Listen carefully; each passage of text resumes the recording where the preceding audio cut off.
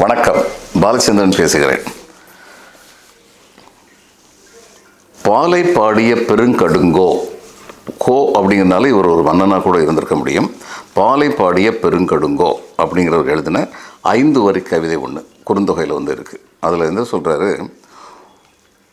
தன்னுடைய தோழிகிட்ட தலைவி சொல்கிற மாதிரி, உள்ளார் கொல்லோ தோழி கள்வர்தம் பொன் புனை பகழி செய்யும் கொன்மார் உயிர் நுதி புரட்டும் ஓசை போல செங்கார் பள்ளி தன் துணை பயிரும் அம்கார் கள்ளி அம்காடு இறந்தோரே அப்படின்னு சொல்கிறார். இதுக்கு என்ன அர்த்தம்னா, தோழி அவர் என்னை நினைப்பாரோ?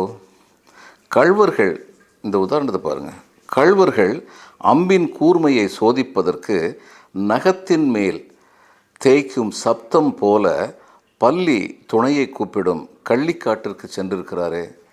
இந்த கள்வர்னு வரும்பொழுதே, ஏன்னா பாலையில் தான் இந்த கள்வர்கள் முல்லையும் குறிஞ்சியும் முறைமையில் தெரிந்து பாலை என்பதோர் படிவம் கொண்டதே அப்படின்னு சொல்லுவாங்க. காடும் காடு சார்ந்த இடமும் மலையும் மலை சார்ந்த இடமும் தன்னுடைய வளத்தை இழந்துருச்சுன்னா அது பாலை ஆயிடுது, வளம் இழந்த இடம். அப்போ பாலையில் அவங்களுக்கு பிழைக்கிறதுக்கு வழி இல்லாதனால கள்வர்கள் வாழ்கிற இடம் பாலை. அதனால் கள்வர்னு சொல்லும் பொழுதே இது பாலை திணையை கொண்டதுன்னு சொல்லி நமக்கு தெரிஞ்சிருது. அதில் உதாரணம் பாருங்கள், கள்வர்கள் அம்பின் கூர்மையை சோதிப்பதற்கு நகத்தின் மேல் தேய்க்கும் சப்தம் போல, இந்த பள்ளி கவுளி சொல்லுதுன்னு சொல்லுவாங்க. அந்த கவுளி சொல்கிறது அவ்வளோதான், லேசாக கேட்கும். அந்த லேசாக கேட்குற பள்ளியுடைய சத்தம் லேசாக கேட்குறதுக்கு சொல்லப்பட்ட உதாரணத்தை பாருங்கள். கள்வர்கள் அம்பின் கூர்மையை சோதிப்பதற்கு நகத்தின் மேல் தேய்க்கும் சப்தம் போல பள்ளி துணையை கூப்பிடும் கள்ளிக்காட்டிற்கு சென்றிருக்கிறாரே.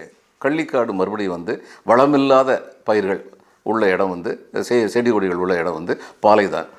அப்போது அந்த இடத்துல இருந்து பாடுற தலைவி எவ்வளவு அழகாக தன்னுடைய துயரத்தை வெளிப்படுத்துகிறார் அப்படிங்கிறத பார்க்குறோம்.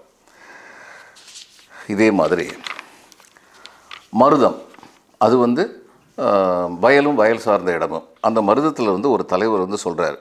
என்ன சொல்கிறாரு, எவ்வி இழந்த வறுமையர் பாணர் பூயில் வருந்தலை போல புல் என்று இணைமதி வாழிய நெஞ்சே மனைமரத்து எல்லோரும் மவ்வல் நாரும் பல்லிரும் கூந்தல் யாரளோ நமக்கே அப்படின்னு சொல்கிறார். இதுக்கு என்ன அர்த்தம்? வள்ளல் எவ்வியை இழந்த பாணரின் பூவில்லாத வெறும் தலை போல ஆகிவிட்டாய் நெஞ்சே, வீட்டு மரத்தில் பூத்த முல்லை மணக்கும் கூந்தல் உடையவளை இழந்து. இந்த இதில் மருதத்தில் வளம் என்னென்னா, இப்போ நம்ம ஊர்லேயும் நம்ம பார்ப்போம், கிராமங்கள்லாம் வீட்டில் பின்னாடியே கீரை போடுவாங்க. ஒரு சின்ன தோட்டம் வச்சுருப்பாங்க, கீரை காய்கறிலாம் வச்சுருப்பாங்கல்ல. இது எங்கே வச்சுருப்பாங்க? வளமான நிலம் இருந்தால் அது இருக்கும். தோட்டம் எப்போ வரும்? அங்கே நல்லா பயிர் வந்தால் வரும். மருதம் அது மாதிரி பொதுவாக வளம், இந்த நன்சை நிலங்கள் அதிகமாக உள்ளது மருதத்தில் தான். ஏன்? அங்கே நீர்வளம் நிறைந்த நாடு. ஒரு காலத்தில் தஞ்சை சோழ நாட்டுக்கு புனல் நாடுன்னு பேர் உண்டு. ஏன்னா மான்சூன் சமயத்தில், பருவமழை பொழிகிற சமயத்தில் அதை அடித்து எடுத்துகிட்டு போயிடும். அப்படி புனல் நாடாக இருந்த சோழ நாட்டை நீர்நிலைகளை கட்டுப்படுத்தியதன் மூலம், ரெகுலேட்டிங் தி வாட்டர் வேஸ் அப்படின்னு செஞ்சது மூலம் கரிகால் வளவன் அதை வளநாடு ஆக்கினார். அதனால தான் கரிகால் பெரு வளத்தான் அப்படின்னு அவருக்கு பேர். சோழ நாடை சோழநாடு சோறுடைத்து அப்படின்னு வந்ததுக்கு காரணமும் அதுதான். அவனுக்கும் பேர் கரிகால் பெரு வளத்தான், கரிகாலன் அப்படிங்கிற பேரை அப்படி கொண்டு வந்தாங்க. அவனை வாழ்த்துனாங்க மக்கள்.